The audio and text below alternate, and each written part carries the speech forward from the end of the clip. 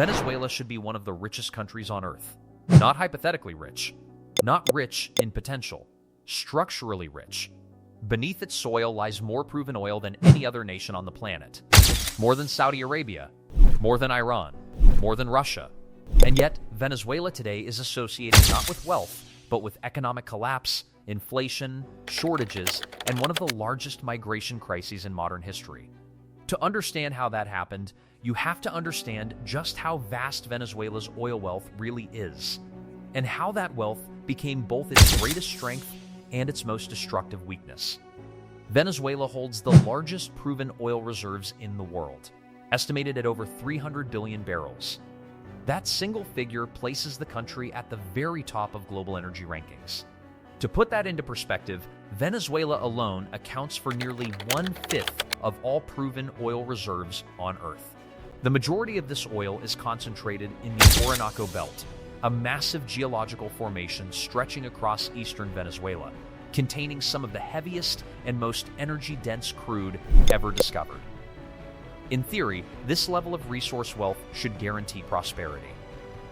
Oil fuels modern civilization. It powers transportation, industry, agriculture, and global trade. Countries with far less oil have built stable economies, global influence, and high standards of living. For much of the 20th century, Venezuela appeared to be on the same path. Oil transformed the country from a largely agrarian society into one of Latin America's most modern economies. Caracas became a symbol of wealth and opportunity. Infrastructure expanded. Education improved. A middle class emerged. For decades, oil revenue paid for nearly everything. At the heart of this transformation was Venezuela's state-owned oil company, PDVSA. At its peak, PDVSA was considered one of the most capable national oil companies in the world. It operated refineries abroad, partnered with international energy giants, and produced more than 3 million barrels of oil per day. Venezuela was not just exporting oil, it was shaping global energy markets. As a founding member of OPEC, the country played a major role in coordinating oil supply and influencing prices across continents. Oil wealth became deeply embedded in Venezuela's national identity. Gasoline was heavily subsidized to the point of absurdity, costing less than bottled water. Public spending expanded rapidly. Social programs multiplied. The state became the primary distributor of wealth, and oil revenue became the lifeblood of politics. As long as oil prices stayed high, the system appeared to work. But beneath the surface, critical weaknesses were forming. Venezuela's economy became almost completely dependent on oil. More than 90% of export earnings came from crude. Agriculture declined. Manufacturing weakened. Innovation stalled. Instead of building a diversified economy, the country relied on oil to cover every problem. When oil prices rose, spending increased. When prices fell, debt grew. The economy stopped producing value beyond energy, leaving the country dangerously exposed to global price swings. Political decisions accelerated the damage. Oil revenue became a tool for power, loyalty, and control. Rather than reinvesting profits into maintaining infrastructure, improving efficiency, and developing future capacity, money was increasingly redirected toward short-term political objectives. PDVSA lost experienced engineers and technical experts. Maintenance was delayed. Equipment aged. Corruption spread through every layer of the system. Oil production continued, but the foundation was quietly eroding. When global oil prices collapsed in the mid-2010s, Venezuela's vulnerabilities were fully exposed. The country lacked savings, diversification, and institutional resilience. Production began to fall rapidly. From more than 3 million barrels per day, output dropped below 1 million, then continued downward. Power outages became common. Refineries shut down. Pipelines failed. Venezuela still possessed enormous oil reserves, but it no longer had the operational capacity to fully access them. Sanctions, mismanagement, and isolation compounded the crisis. As international partnerships dissolved and access to financial markets shrank, PDVSA struggled to secure investment, spare parts, and technology. Oil fields deteriorated further. Skilled workers emigrated. Production stagnated. Inflation exploded. The national currency collapsed. Everyday life became a struggle for millions of Venezuelans, triggering a mass exodus that reshaped the region. One crucial detail often overlooked is the type of oil Venezuela holds. Much of its crude is extra heavy. Unlike lighter oil, heavy crude is expensive to extract, difficult to transport, and costly to refine. It requires advanced technology, specialized facilities, and constant maintenance.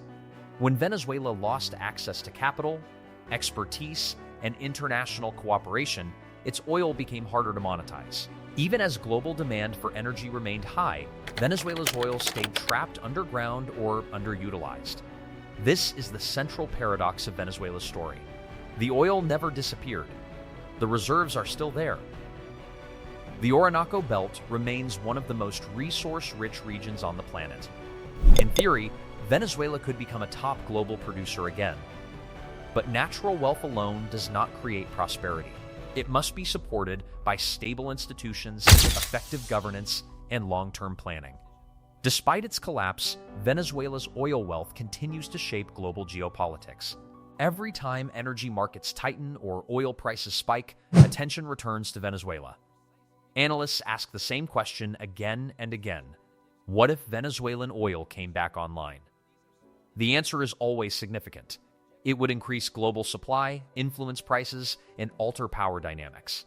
This is why Venezuela remains strategically important even in crisis. Oil ensures it cannot be ignored. Economists often describe Venezuela as one of the most extreme examples of the resource curse. This concept explains how countries rich in natural resources sometimes experience slower growth, weaker institutions, and greater instability than countries with fewer resources. Resource wealth can distort incentives, concentrate power, and discourage diversification. In Venezuela's case, oil amplified existing weaknesses instead of compensating for them. The tragedy is not that Venezuela lacked opportunity. It is that it relied too heavily on a single source of wealth. Oil became the solution to every challenge, until it became the source of them all. When oil prices fell, there was nothing else strong enough to hold the system together. What once fueled progress now magnified collapse. Today, Venezuela stands at a crossroads. The oil is still there. The reserves are unmatched. With political stability, institutional reform, and sustained investment, the country could once again play a major role in global energy markets. But oil alone will not save Venezuela. The lesson is clear and unforgiving. Natural wealth does not create strong systems. It only accelerates the systems that already exist. If governance is strong, oil can drive growth. If governance is weak, oil can accelerate decline. Venezuela is not poor in resources. It is poor in execution. Beneath its land sits the largest oil reserves on Earth, enough to power economies for generations. In theory, this wealth should guarantee stability, prosperity, and global influence. In reality, it has exposed the cost of weak institutions, short-term politics, and long-term neglect. Oil did not fail Venezuela. Systems failed Venezuela. Dependence replaced diversification. Revenue replaced reform. Power replaced planning. When prices were high, problems were hidden. When prices fell, everything collapsed at once. Infrastructure decayed, talent fled, and opportunity evaporated. The tragedy is not that Venezuela lacked potential, but that it relied on a single resource to solve every problem. Oil amplified what already existed. Where governance was fragile, oil accelerated failure instead of progress. Until execution changes through stability, accountability, and sustainable management, the oil beneath Venezuela will remain trapped by human decisions above it. The reserves will continue to symbolize what could have been, not what is. True wealth is not buried underground. It is built through institutions, discipline, and choices made over decades, not barrels extracted in time. If you found this breakdown valuable, share it with someone who still wonders how an oil-rich country can be poor. Drop your thoughts in the comments, like the video to support deep dive documentaries like this, and subscribe for more stories that explain the world beyond the headlines.